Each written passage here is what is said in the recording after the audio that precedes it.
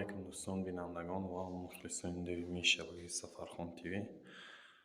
روز یک شما بخیر و شادی باشد دوستان عزیز. و در نوار امروزه گل پرتوی برادرها حاضر در ژیلمسی قرار داریم. خدا خواهد همین خونه را گل میپرتویم. گلی صدبرگی نمر 39 سویت سیاه خطی. این پرد این رنگمون خواستم خونه را پیش گل پرتوی نوار کنم. بعدا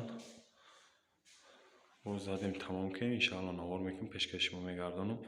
دستگیر فراموش نمیکنیم. لایک را میمونه و کسانی که مهمانی در کانال ابونه میشید برادرها و کسانی دم خیرمون محقوله میتونید در واتساپ ما بنویسونین.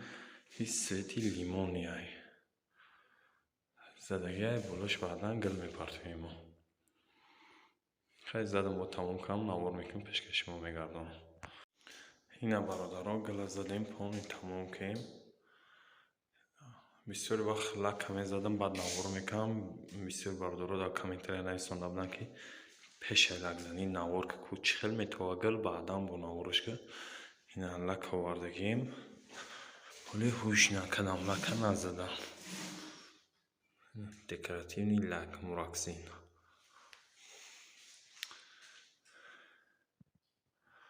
نه پانی گلی زدگیمون اسکان تخیره میتوه گل زنی تمام کنیم برادرها. خدا خواهد لکش میزنیم تمام دیگه.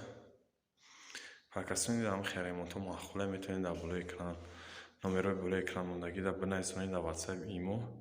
انشاءالله که با وقت یافتگی میریم خدمت هر یک شما را با وقت یافتگی میکنیم برادران.